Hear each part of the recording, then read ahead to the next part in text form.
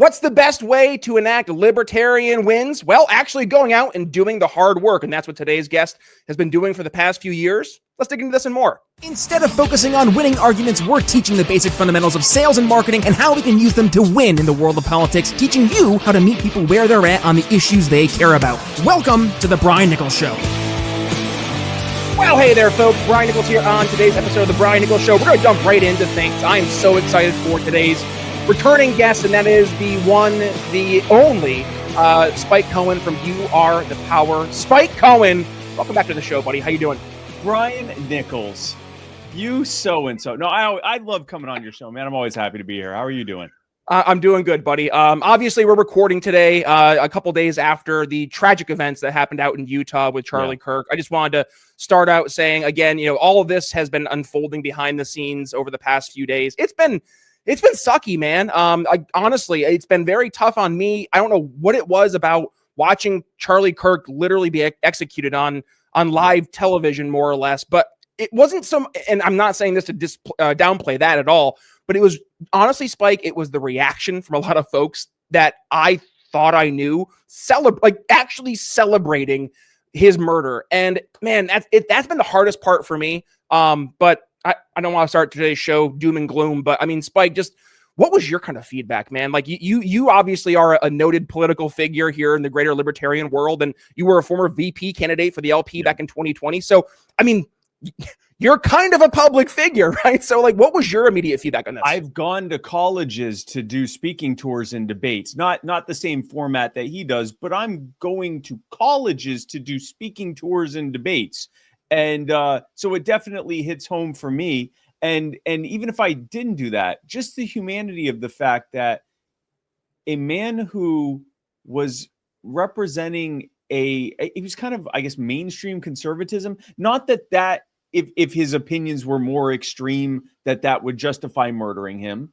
And he sought to have debates and discussions with people. Again, right. Not that it would justify murdering him if he didn't want to do those things, but the fact that someone who often I mean, he knew how to monetize haters and all that stuff. Like, I mean, he could be combative in his debating. None of that justifies any of this. When you have someone who is willing to engage in a dialogue with you of any kind, to give you a chance to say what you have to say, and then he says what he has to say, whatever that dialogue is, you don't kill that person. And I just, it's just completely unjustified. I think there are two groups of people that are either celebrating or just, doing the thing where they're going, well, I'm not celebrating, but I'm not upset about it either. And I think there's two groups of people that you can largely group them into one or the other. Maybe there's some overlap. One is people who like cosplaying as demons every time something tragic happens. And that's not even just necessarily, on the left or on the right. This just seems to be a certain number of people across the board who, when something terrible happens, they like to gleefully delight in it and show us all how demonic they'd like to act. So there's that group. But I think there's also a group of people who they look at Charlie Kirk and see an abstraction. They don't see a human being. They don't see a husband and a father. They don't even see someone whose opinions they disagree with. They see Charlie Kirk and they see every bad policy that they hate. They see every person that's been hurt that they actually do care about and see as a person that's been hurt by policies that they disagree with. They see that and they look at Charlie Kirk and he's now dead. And they basically think, all right, well, that side now has less power. Now, putting aside the fact that this has mobilized a lot of people, and I'm seeing way more. If the motive here was in fact to silence him, I think on the net, it only empowered his message. He's going to live a lot longer than he could have ever lived as a result of that. Yeah. But I think a lot of people, this goes back to the problem with politics. And this is just the most acute, visceral, angry version of that. Politics is conflict. It invites us to collectivize ourselves and to collectivize others. In order for us to engage effectively in electoral politics, we have to treat our neighbors like our worst enemies, either our greatest allies or our worst enemies, and there's no in between. We have to treat everyone who disagrees with us as an existential threat to us and everything we care about and everyone we care about. And the natural conclusion of that is, yeah, you start to reach a point where you either want them dead or don't care if they die. And that's the unfortunate reality of using the political process for everything. And a big part of what we do at You Are the Power is to try to rehumanize the people that are involved in these things and take the politics part out of it. Take the political parties and the campaigns and the ideological language and all of that out of that, and say, these people are being hurt. They need our help. We need to reach out to these people who are doing the harm. And instead of attacking them or threatening them, just asking them to stop. Spike, you have had a huge transition over the past few years. Not in that regards. I don't want to paint the wrong picture here. No, your faith. You have really embraced Christ over the past few years. And I'm wondering, has that played into kind of your overarching ethos and how you're approaching, going out and talking to people about these very controversial and sometimes, very heated issues, much like what Charlie was doing? But is there anything you found in your kind of pursuit of Christianity and your embracing of Christ? Has there been anything that's helped you as you've been going through that?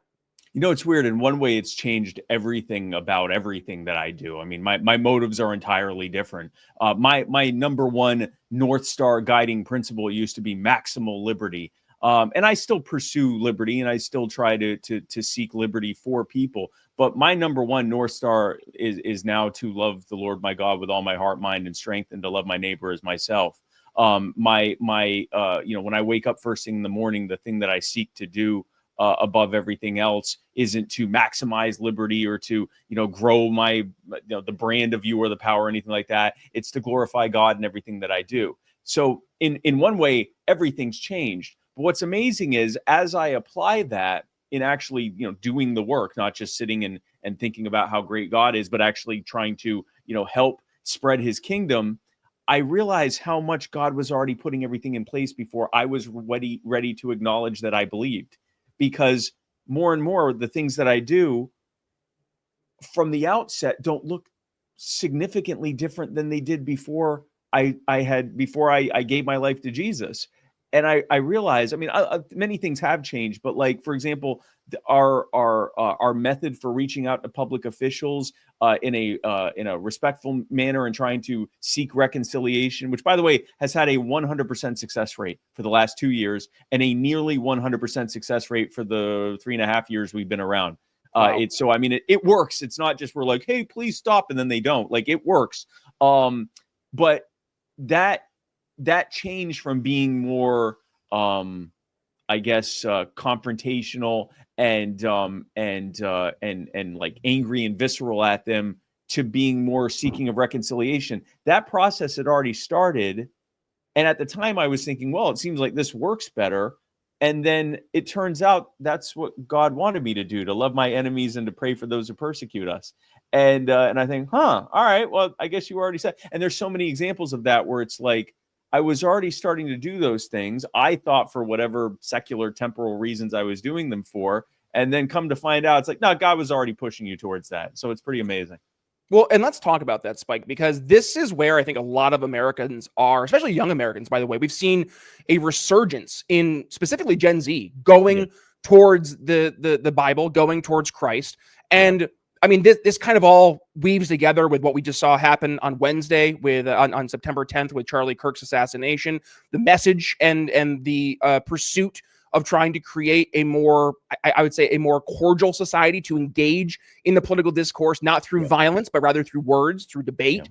And then, talking about your finding success, not just in having conversations with folks that would absolutely be on the other side of the political aisle, but doing so in a Christ-like manner, right? And I just want to maybe better understand, do you think that there was something in the water, right? Something in the air, something out there that has been pulling our country more and more towards these Christian ethics, finally, right? I would say finally. But with this younger generation, you're out there talking to folks all the time, especially these young folk. What are you hearing, boots on the ground? Like, are you seeing the actual feedback from these young folk of, we're embracing Christ. We're trying to follow in the footsteps of Jesus. Like, what is it that you think has led us to where we are today?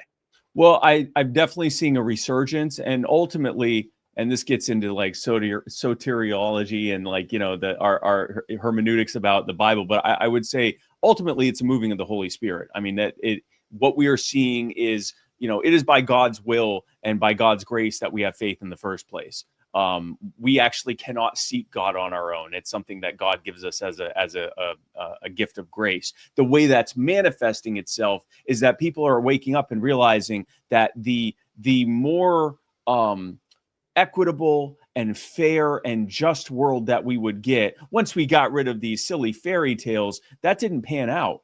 Secular materialism has failed us. Like the idea that, you know, we live in an uncaring, unloving, purposeless world and universe, and we're all just a bunch of meat bags who are so-called good and evil, and you know what's just and unjust is really just evolutionary preferences that have evolved over time, and that somehow that belief system would lead us to have this better and more elevated society has failed on every front.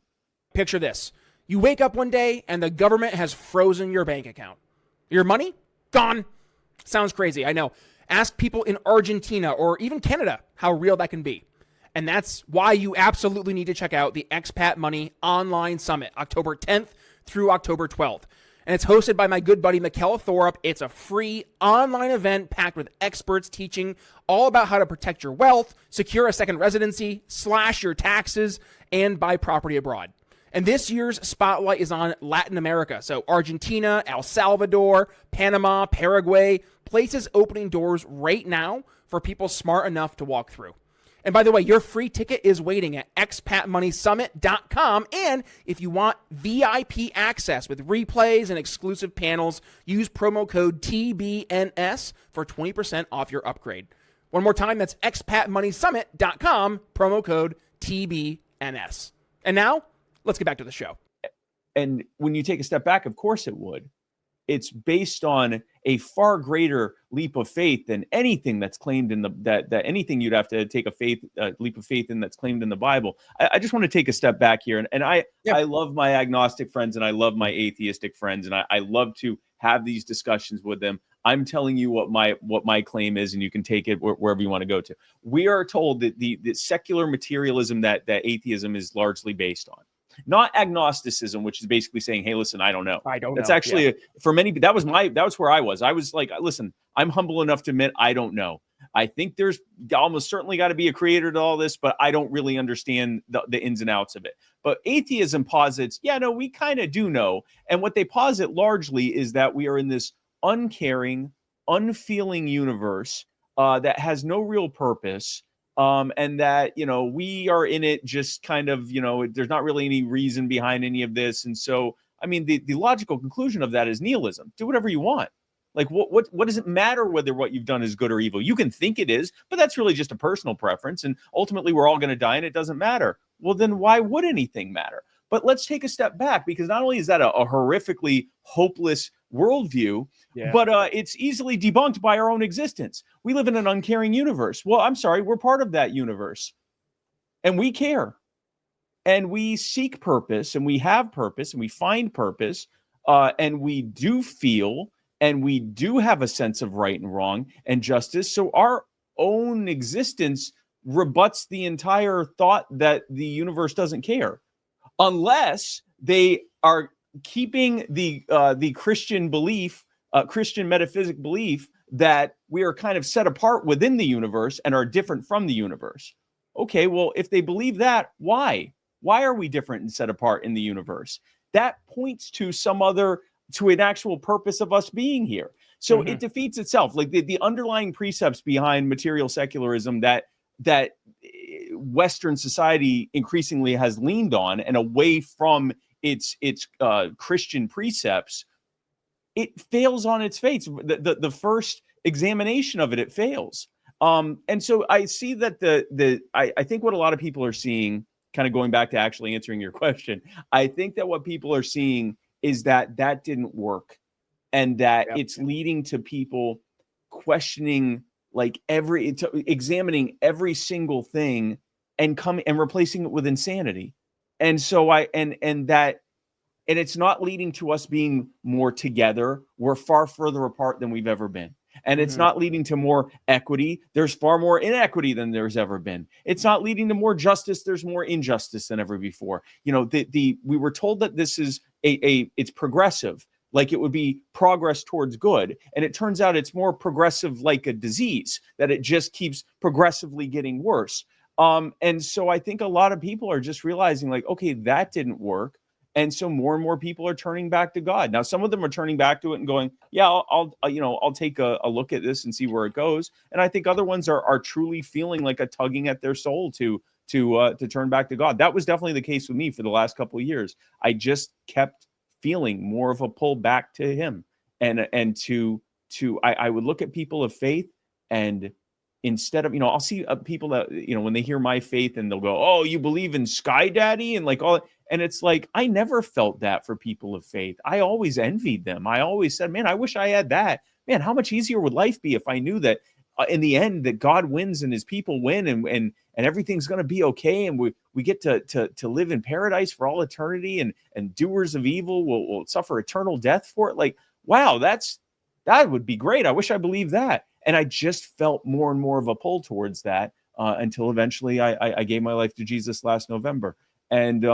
And I think that's what's happening with a lot of people. They're feeling that pull back towards that. And it certainly doesn't hurt that push that way to see that, yeah, secularism has failed us. It has failed us on every front.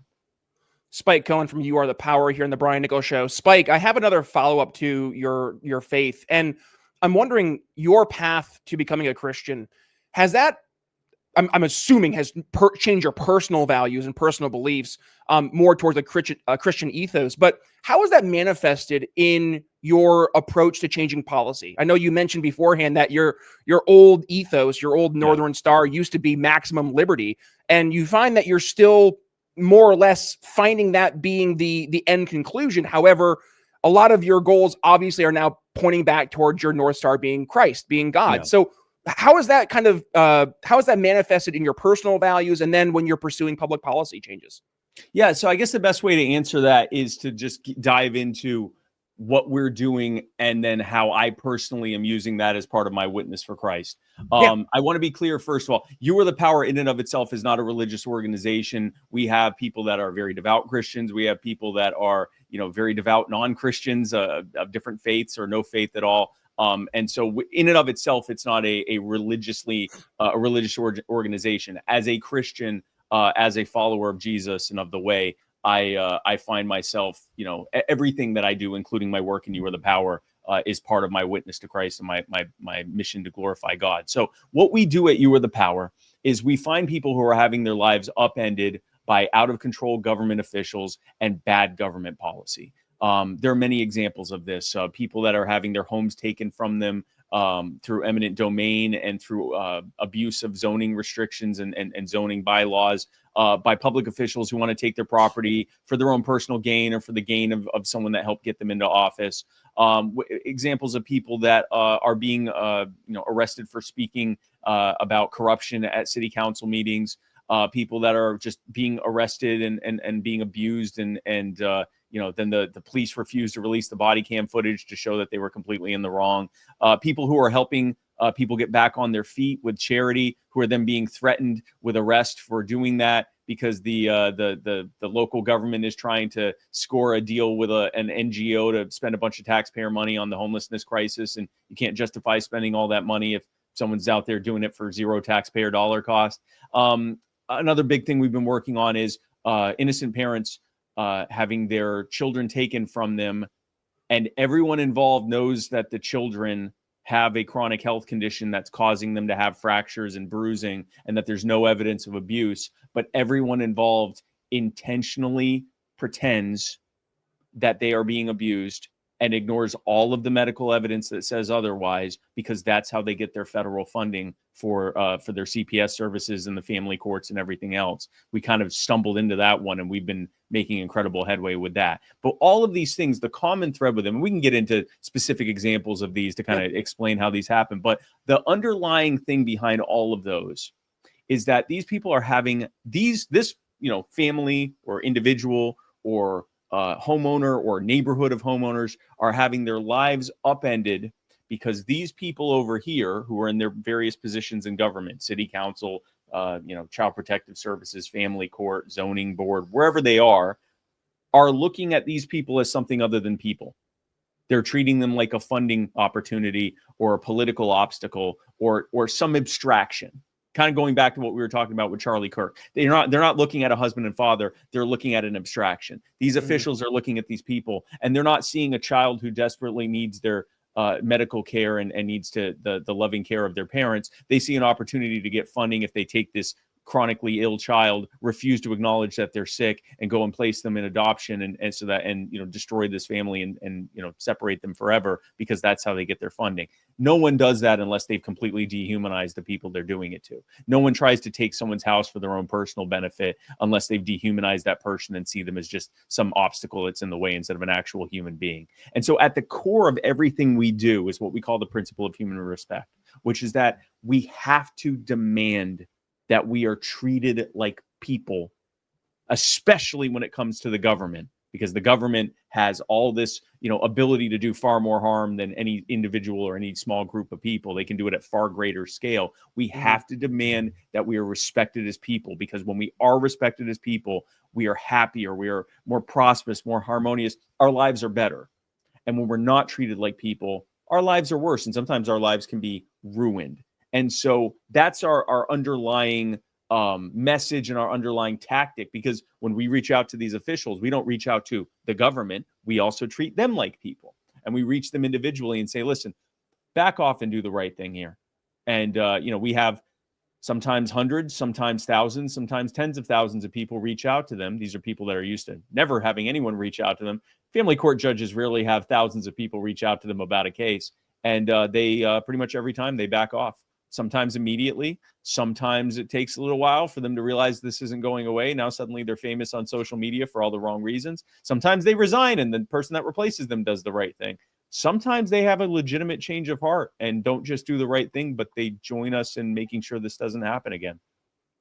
So Spike, I know you've been promoting the ideas for a long time of creating a better culture, right? And I'm glad you circled back and brought Charlie Kirk up again, because when you look at what Charlie Kirk was having effectiveness around, it was building this younger culture of more right-wing, Christian-rooted, more common sense conservatism, right? And yet he was still, obviously he was hated by a very, I'm not going to say a significant portion, but there was lots of folks who were very mobilized, right? Who would go out and do horrible things, but then other folks who are celebrating it. And I think the elephant in the room is that they didn't hate Charlie Kirk because he promoted a certain tax policy, right? They didn't hate Charlie Kirk because he was talking about school choice issues, right?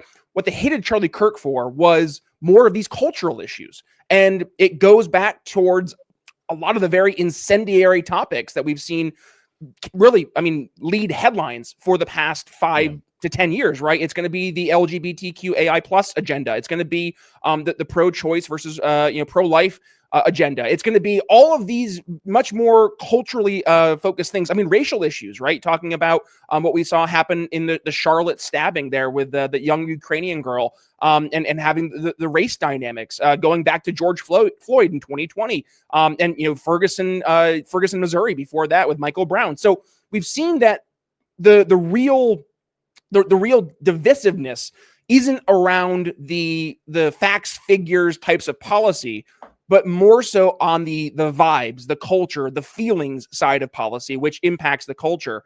And I'm wondering, like, as you've gone through your pursuit of finding Christ and bringing more of the ethos of Christianity into your own life and how you're manifesting it and what you're doing at You Are the Power, I'm wondering, have you found that those cultural issues are those things that you struggle with in trying to go out and actually talk to folks? Because it does require you to plant a flag on a certain topic that's very unpopular for a very large group of folks in America. And what we saw happen this past week, that will motivate other folks to take very negative, drastic action to fight against that. So just kind of help us better understand your personal internal conflict, if any, looking at what you are, believing as a Christian versus you're talking about these issues from a policy prescriptive standpoint to a populace that is not 100% on board with these issues.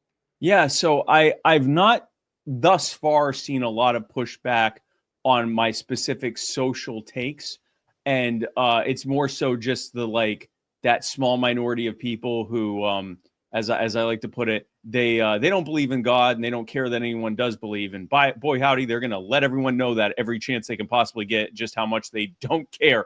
So I'll get a lot of that where they're like, I can't believe that you believe in these fairy tales and the sky daddy. And did you know that the Bible's been translated and revised for 50 million times? And it's like, none of that's true. But and that there's like 65,000 different versions. Like, none of that's true either. But they'll say these things that aren't true. Or, meat bag that doesn't matter at all that I am. How could a loving God possibly do things I don't personally approve of? I get that kind of stuff, right? But I will say I've only recently begun to really take a stake on my position as a Christian on a lot of social and moral issues. Yeah, tell us more about that. Yeah. So I've only recently even really started talking about that because I've been spending a lot of time. I very much came into this with a lot of humility that I don't know these things. I know what I've been told. I know what I've heard. I know what I've read before, but I'm reading the Bible for myself, and I'm only about a fifth of the way through. I'm doing this Bible in 1 year study program, and I'm absorbing a lot of biblical commentary and a lot of apologetics and stuff. So I'm learning very quickly. But I've been doing this for less. I gave my life to Jesus November 20th of last year. So I'm less than a year into this, and so I really I've taken a very humble approach of making too many truth claims from the Bible other than the Gospels. I'm very clear and confident in being able to say man is fallen and sinful. We are unable to make it to heaven by our own merits because we are born into sin in our very sinful nature. And that the good news is God already knew that eternally before we were created, before he created the universe. And so he sent his only begotten son to die for us. And when we believe in him, we repent of our sins and we turn our lives to him. He forgives. He is good and just to forgive. And if we give our lives to him, then we have eternal life with him. People will ask me do you have any position on eschatology yet? And I'm like, yes, I believe that Jesus will return to judge the living and the dead. And so I'm still the finer points of these things I'm still learning, and the moral questions on things I'm only just now getting to a point where I really feel confident taking a stake. Because what I didn't want to do was start, like when you're a new non-smoker and you just start attacking everyone because they're eating too many carbs or whatever, you've gone so far. And then over time you're like, actually, maybe everyone shouldn't be eating keto. I don't know. So I didn't want to be that. I didn't want to be, they call it cage stage, where when you first become a Christian, they got to kind of put you in a cage so that you don't offend everyone and so or just unnecessarily alienate everyone. And so I didn't want to be one of those people going out and saying you're not supposed to. So I wanted to have a more mature and nuanced take on these things, so that when I talk about it, it's not something that 6 months from now I'm going to cringe and go, I should probably delete that. And so I've only recently started really talking about those types of things, issues of abortion and homosexuality and these types of issues, because I really wanted to make sure that I was speaking from a place of knowledge, and also that I was speaking from a place of humility. Because whenever we're talking about same-sex attraction, whenever we're talking about any kind of issue of pride, right? Not just that kind of pride, but any kind of issue of pride. Frankly, we're talking about sin. And when you're talking about sin, it's very easy for us to start looking at the specks in other people's eyes, right? Because, it's easy. We can go, wow, that's sinful. If you're a new parent, you already know the feeling. Running on maybe 3 hours of sleep, chasing your kid before the coffee kicks in. It's like you're constantly in survival mode. And even if you do find time to eat clean or sneak in a workout, your body's just not operating at full speed. Stress, sleepless nights, and poor nutrition tank your nitric oxide levels, leaving you sluggish, foggy, and unfortunately snapping at the people you love the most. And trust me, I've been there. That's why I started using Cardio Miracle. That's a clean nitric oxide blend that supports energy, circulation, and mood with no caffeine crashes or stimulants. Just ingredients like organic beetroot, CoQ10, and L-arginine that naturally help you stay present, productive, and powered through parenthood. Trust me, this stuff helps you show up for your family. So, scan the little QR code over my shoulder, click the link in the show notes, or simply head to cardiomiracle.com/TBNS to give it a try. And by the way, when you go to cardiomiracle.com/TBNS, you're going to get a discount automatically applied at checkout. Just look for the little note saying you're shopping with Brian Nichols at the Cardio Miracle homepage. One more time, that's cardiomiracle.com/TBNS. And now, let's get back to the show. I try to always approach it from the standpoint of saying, as someone who sins, let me tell you what my sins look like and how I have to deal with them. And that's true of these sins as well. If that's not yours, if the sins I'm dealing with aren't your particular issues, but you're dealing with this, you do have to try to mortify those things. You are separating yourself from God in doing that. It can actually affect your ability to even turn to him in faith, because that's in between you and him. So I'm increasingly talking about these things, but I also find that I tend to talk about it from the standpoint of instead of saying what you're doing is wrong, saying, hey, let me tell you what I'm doing is wrong. Here's what I have to do about it. And the reality is that there are other sins too, including these ones. And we have, anyone who's dealing with those has to deal with them in the same way that I'm having to learn to deal with them as well. Now, I know that that's still going to offend people. I know that that's still going to have people say, oh, Spike's a bigot or Spike's whatever. But ultimately, I'm saying we're all in this sin boat together. And if I'm going to tell you what your particular sin is, I'm a bit of a hypocrite if I'm not starting by going, let me tell you something. I'm a sinner. I have to pray for mercy every single day. Thankfully, his mercies are new every morning. But but these things are wrong, and whatever these different things are that we're talking about, they are wrong, and they shouldn't be done. Here are some things I do that are wrong and that I shouldn't be doing. So, Spike, as we go towards the tail end of the conversation here, I would be remiss if I didn't focus more on You Are the Power, because you guys have not just been going out and building a great network of change makers, right? But you're actually finding success.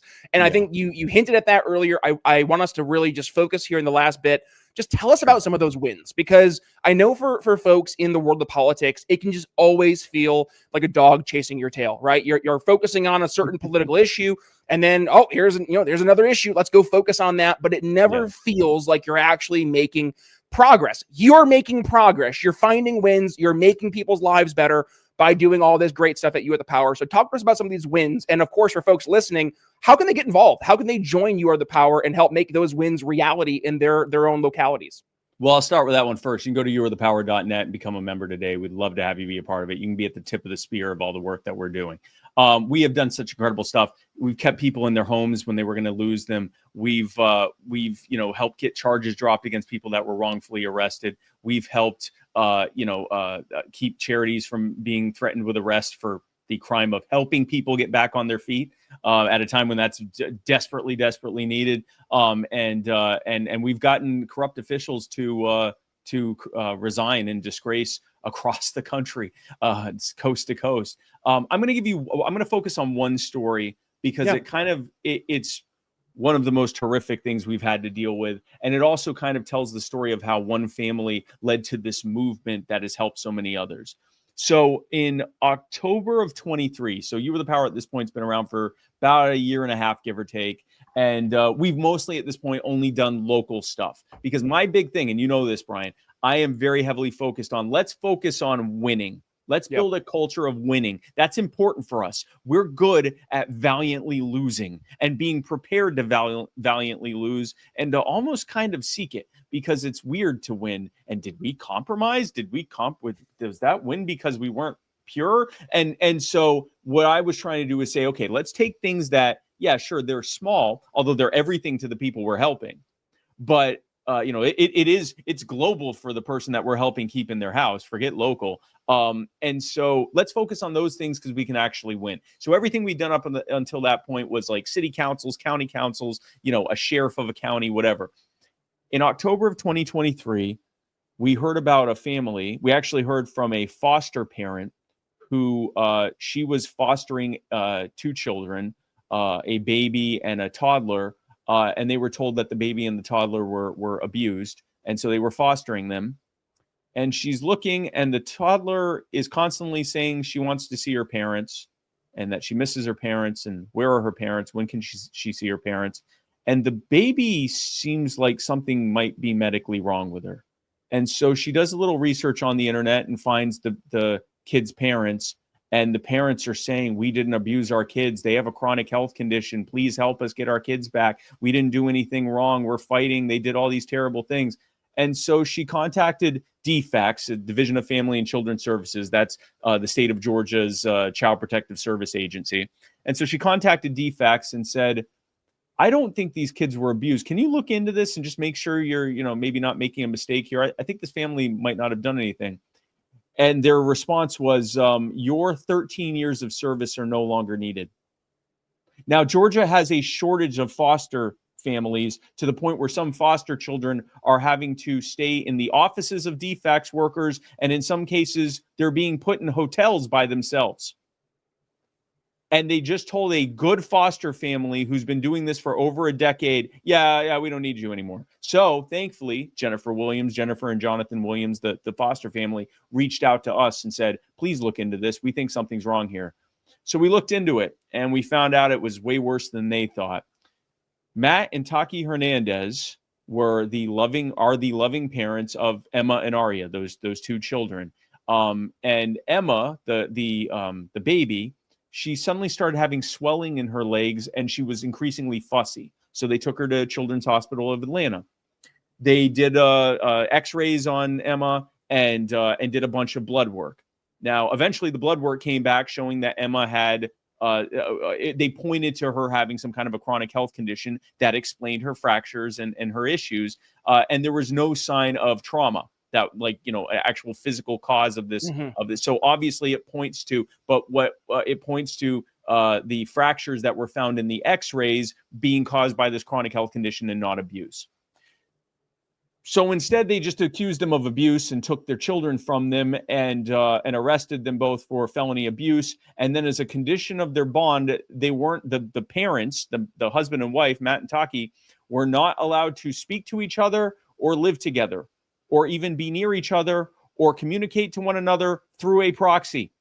So overnight, imagine taking your children to the hospital because one of them is something's wrong with one of them. And instead of them getting the treatment they need, you lose your children and can't speak with your wife indefinitely. Wow. Oh, and you're told you can't access your kids' medical records. So then They went and they spent tens of thousands of dollars fighting to get their kids' medical records. They finally get the kids. They've fought in court for months. They finally get their kids' medical records, and they look and they see it's all explained by the low vitamin D and all these different things. It points to a chronic health problems.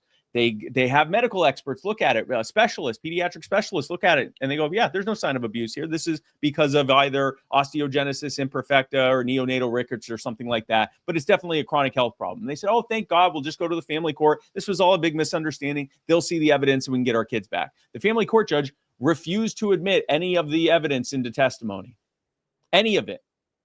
She wouldn't allow the medical experts to testify, and instead she only took the testimony of the child abuse pediatrician at the hospital, who didn't bring any paperwork, did not seem familiar with the case, and his evidence was he went, when you look at these types of cases, statistically they tend to be caused by abuse. And when the attorney asked him to cite the source of that statistic, he said, you could look it up on the internet. The judge took that stellar testimony as the only real evidence and ordered non-reunification, which meant that they would begin the process of placing Emma and Aria permanently in a adoptive family, like permanently for adoption, and Matt and Taki would never see their kids again. And they had the looming specter of a possible criminal prosecution, in which case they both could face up to 40 years in prison. And they already had tens of thousands of dollars in medical debt. That's when we found, this was the point where we were finding out about it. Now, we spent hundreds of hours, over 100 hours vetting this, because when I first heard about this, we didn't know everything we know now. And I said, I do not want to eat. First of all, we've never done a state level issue. And second of all, I do not want to inadvertently help an abuser of a child. So let's make sure that this is legit. And so we spent over 100 hours vetting it. And that's when we found all this out. We got the emails. We found out all about terrible stuff and defects. We had people leaking stuff to us. We were finding out just horrific things about what was going on there and in many other cases as well. So we put this story out. We created videos about it. We put it out there. And this is what we do. When we put out our content, we don't just say, hey, get mad about this thing. We tell them, here, you can help us with this cause by going to this page on our website for this cause. And here are the officials we need you to contact. And all you got to do is press their name or press their email address, and it will automatically pop up a pre-populated email with all the wording and everything already there in the body of it. You can change the wording if you want. You can add your own wording and do whatever you want, or you can just put your name at the bottom and press send in like 5 seconds. It's real easy, and you can help us in demanding that these children are returned to them. So that's what we did. We put it out there. We told people to go there and all of that. And so 3 things happened immediately. Thousands, I think tens of thousands of people immediately started angrily contacting the CPS worker, the CPS caseworker, the head of defects, Candace Brose, the family court judge, everyone that we gave the DA, everyone we gave them, and they got involved. And the second thing that happened was, for some inexplicable reason, everyone involved suddenly started capitulating. The family court judge, the CPS worker, everyone started backing off and saying, there's no evidence of abuse here. We're going to close the case out. Now, there was still this looming specter of the criminal case, okay? Mm-hmm. So the judge couldn't just allow the kids to go back home. They could go to live with family and get visitation with the parents. And once the criminal case was either dropped or they were found not guilty, then they could truly close it out and have the kids back. But at least they can see their kids. There's no threat of them being placed for adoption, at least not now. And they're not in foster care. They're with family, and their CPS case has been dropped. And the judge in the criminal case modified the bond conditions so that Matt and Tucky can live together as husband and wife again. So that's that's the second thing that happened. Third thing that happened was families came out of the woodwork in Georgia and across the country with the exact same story over and over and over again. Jeez. My kid had Ehlers-Danlos. My kid had osteogenesis imperfecta. My kid had complications from their birth, and a few weeks later they took them and accused me of abuse. Over and over again, the same thing. I was accused of abuse. They railroaded me. They wouldn't listen to the evidence. I had to fight to get the medical records. Everyone involved has to know that I didn't do anything wrong, but they keep, they just keep moving forward like I'm some kind of terrible abuser. I don't know what to do. I've lost everything. And then we found out why. Under Title 4E of the Social Security Act, the federal government has the funding structure in which they pay state CPS agencies based on the number of abuse cases they had in the previous year. Good grief. In other words, for anyone who might not have caught that, they are paying them every time they accuse someone of abuse.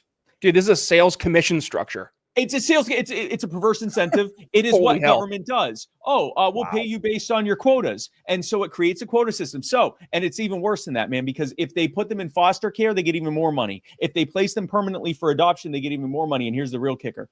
If it turns out they have a chronic health condition, they get the most money. So it behooves them from the whole, what we call the child abduction industrial complex, from the child abuse pediatrician at the hospital, who technically is not a government employee, but is a contractor of the government, the CPS agencies, the family courts, the foster care facilities, the visitation centers, all the vendors involved, every bit of it, it incentivizes them to look for chronically ill children that they can feasibly accuse the parents of abuse. And all they have to do, going back to what we were talking about dehumanizing, all they have to do is look at this chronically sick child and not think, wow, this kid needs treatment, but instead look at that child and go, cha-ching. Yep. And that's what's happening. So I know, as horrifying as that is, this does end with some really good news. So we start doing the same thing with all these other families. We're putting their stories out. We're helping them get reunited. We're putting more and more stories out. We're helping them get reunited. Other organizations that have been fighting in this space for 20, 30 years, including some people who lost their own children, who have no contact with their children, who went to jail and went to prison for abuse that they didn't commit, are telling us we've only ever lost.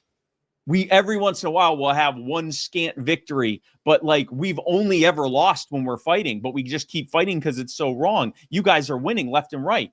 And you're reuniting families left and right. So they join us in getting the message behind what we're doing. Investigative reporters start reaching out to us and start making documentaries about Atlanta was a big market for that. Rebecca Lindstrom with 11 Alive, she put out a documentary, and then that led to Candace Brose reaching out to us, the head of DFACS. And she said, this is reaching out to us privately. This wasn't a political posturing thing. Publicly, she's not saying anything. Privately, she reaches out to us and says, I had no idea it was this bad. Wow.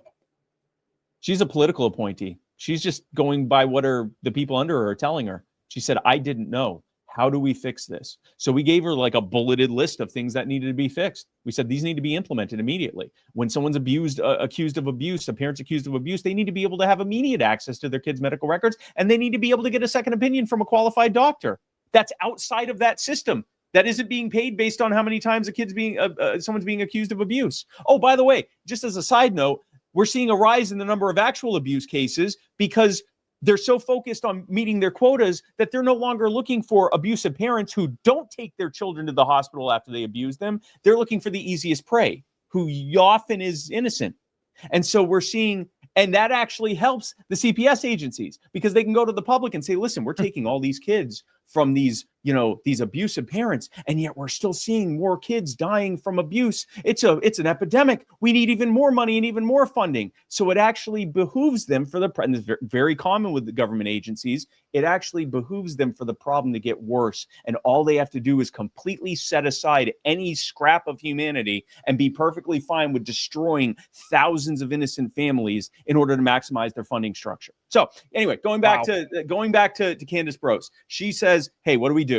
We tell her, here are the things to do. Let the parents get their kids' medical records. Let them be able to get a second opinion.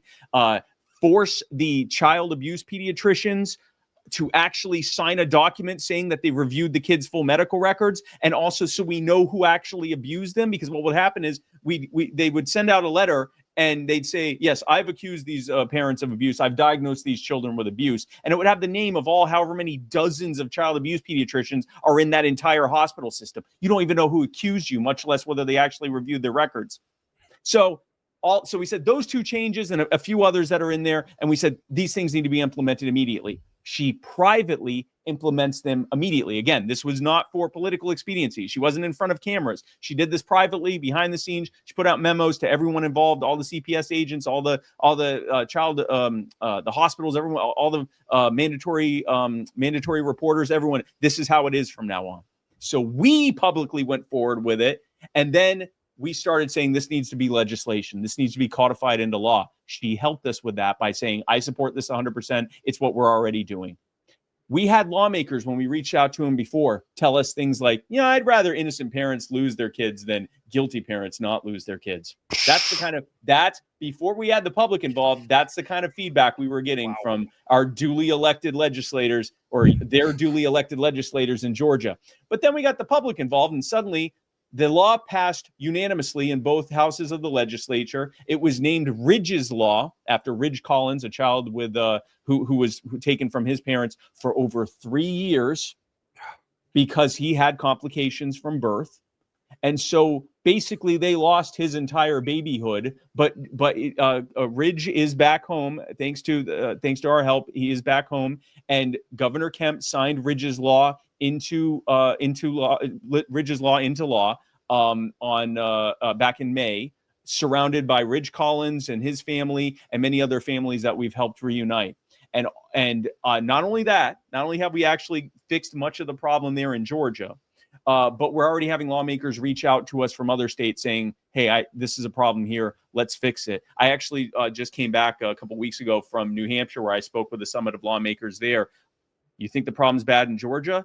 In New Hampshire, they're taking so many children that they're having to retrofit prisons and put foster children as young as 6 in prisons with juvenile offenders. I don't have to tell you what's happening there.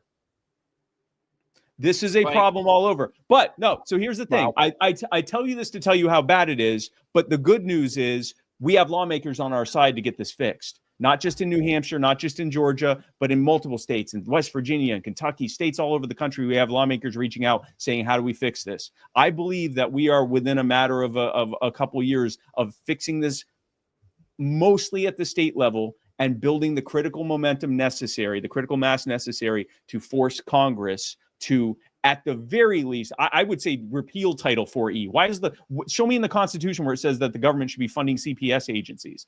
But at the very least, if you're not going to get rid of it entirely, tie it to something neutral, like the census designated population of the state or something. Don't incentivize an accusation of abuse. Don't tie it to any specific outcome. Just make it something as neutral as possible. So all of that, I believe, not only have we reunited many families across the country, not only have we actually turned the hearts of some of the people who were some of our worst opponents and turned them into some of our greatest allies.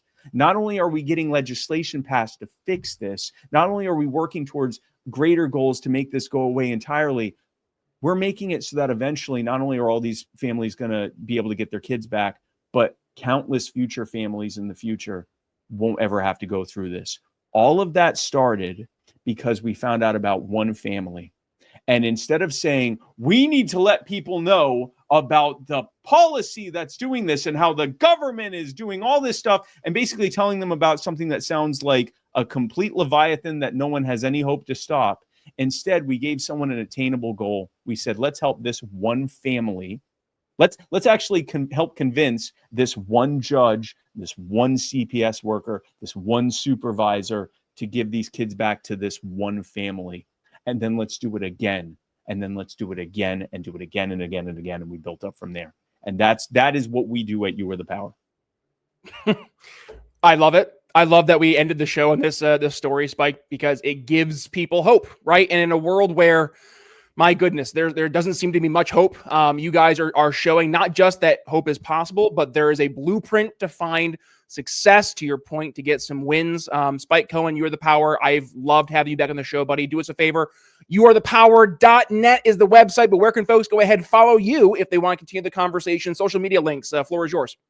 Oh, I'm at Real Spike Cohen on X, but I'm easy to find. If you look for Spike Cohen on the internet, I'm a very loud person. I used to say I'm a very loud Jew. I'm not a Jew anymore. I can't say that. But I'm a very loud. Right now, I'm going to a Lutheran church, so I'm a very loud Lutheran.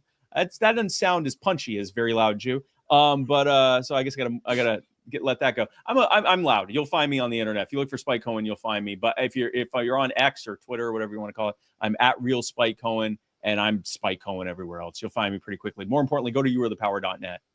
If you want to be a part of what we're doing, you want to become a member, you want to be among the first to know when these things are happening, even before we release it to the public, youarethepower.net/join. If you need help, if you're dealing with something like this, you are having your life upended, or you know someone, or you've heard of someone who's having their life upended by corrupt government officials and bad government policy, go to youarethepower.net/help. Fill out our form. Our team will be in touch with you. If there's anything we can do to help, we will. And if you're in a position to be able to give, our causes on average, our non-family reunification causes on average cost about $5,000 per cause, which, if you think about it, getting charges dropped, getting public officials to resign in disgrace, getting changes made at the city council level, getting them to back off of bad bills. $5,000's not a lot of money, but $5,000's $5,000. For the family reunification causes, it's as much as $25,000. And again, when you look at everything we're having to do, the criminal cases, everything that's involved, multiple court cases and everything else, getting forensic experts to look over the medical records to make sure that we're not, wrongfully, inadvertently helping abusers and all that stuff costs money. So if you're in a position to give whatever you're comfortable giving, go to youarethepower.net/donate. And I'm sorry, man, but I just remembered that I left off the biggest part to the Hernandez story. So I told you do you mind if I finish with that? Yeah, go ahead. So I told you there were those looming criminal charges. once we turned out that these DAs in these counties in Georgia, they can make a lot of money from this stuff. And they were not happy that after many years of just getting these parents to plea down and pay fines, and they made money that way, we kept winning in court.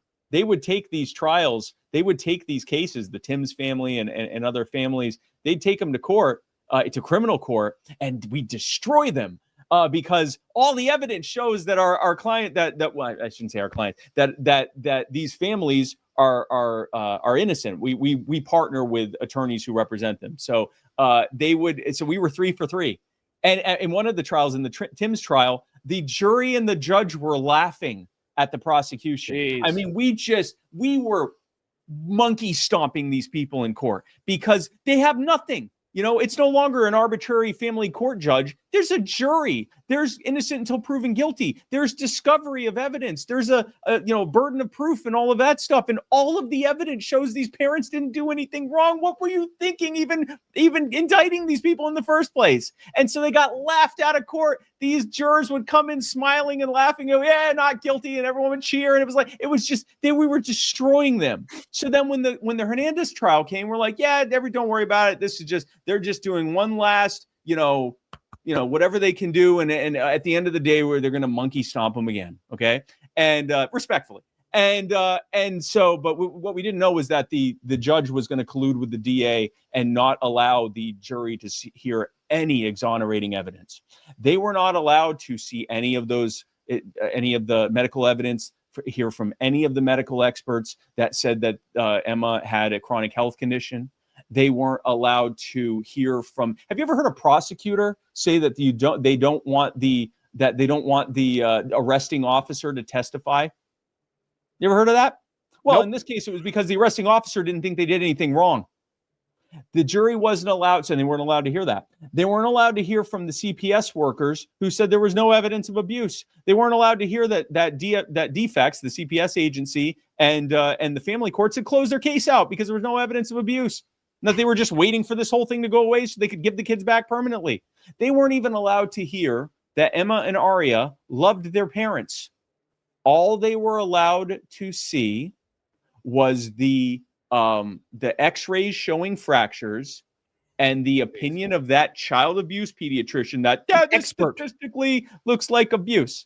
Okay, the fix was in. Okay, but here's what the jury also saw. They saw that every single person in that room was only there to support Matt and Taki because we had volunteers going there. Their church was going there. There was about 100 people a day 50 to 100 people a day that would show up, and they'd all wear the same colors as Matt and Tucky were wearing that day.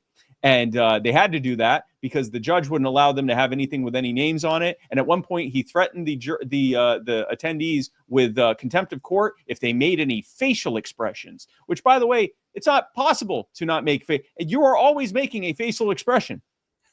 And so, but they saw it. The jury saw that everyone in there was, they were all on the same side here. Like why is everyone there in support of this family? And I suspect, I don't know this, I suspect some of the jurors might have actually said, you know what, we're not being told the whole thing. And if they looked up Matt and Tucky Hernandez on the internet, they'd very quickly, it would take them 5 minutes to watching one of our 6-minute videos would tell them everything they needed to know. I don't know if they did that. I don't know. But even if they didn't do that, it was pretty obvious the fix was in. So they voted not guilty on all 4 counts. That was on a Friday in May, I think May 29th.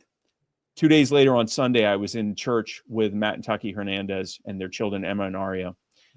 They were waiting later that week, later the following week, they would finally be able to go to the family courts and file the paperwork so they could get the children back in their home and have this entire thing behind them. But they already now knew they were never going to prison. And, this thing was about to be completely over. And so they're worshiping together in church. And so I said, I have to go to this church. They were so incredible to us. They were feeding us, they were feeding my volunteers and everyone that showed up at picnics every single day during the trial, during the days of the trial. They were doing prayer intercessions at the church. They were staying up to be available in case Matt and Tucky, called scared in the middle of the night or something like that. They're facing decades in prison and never seeing their children again. It's pretty scary. And they were just there. And so I said, I have to see these people. I have to worship with them. These are my people. And so I went there, and I will admit I got choked up when I'm watching. It's at the beginning of the service, and we're singing praise and worship songs, and I'm seeing Matt holding, I forget if it was Emma or Aria, and Tucky with the other child, and they're sitting there, clapping their hands and singing. And I thought, if it wasn't for us getting over ourselves and saying, let's try to help people that we can help right now, instead of waiting for some distant utopian future where libertarians have taken the world and left everyone alone. If it wasn't for us doing that, they would probably be in prison right now, because they were told if you're found guilty, you're not getting out. They had already filed to say, hey, can they stay out while they're on appeal if they're found out? And the judge said, absolutely not. They're going directly to prison. And they probably would have, or they would have pled down to something else and spent a couple of years in prison and never seen their kid. Their family would have been torn apart. Wow. But we stepped in and got involved. And fast forward about a week later, their children are back home. And Matt told me, I messaged them and said, hey, I just wanted to say, God bless. I'm so happy that they're home. And he said, we're sitting on the couch watching a movie together as a family for the first time in like 2 years. And then just a couple of weeks ago, 2-3 weeks ago, they were in Myrtle Beach to see family. And I got to eat with them, have lunch with them. And it really drives home. This is not an abstract thing. When I say we have 100% success rate, that's a cool metric, but every single one of those successes represents a family that was facing losing their home, their freedom, their children, their family, everything. They were facing losing so much, and in some cases, everything. And the only thing that was, and they had already done everything they could, and they were about ready to give up and find out what mercy they could get from the horrific people that were doing this to them. And then we stepped in and got involved, and it all went away. That's what we do.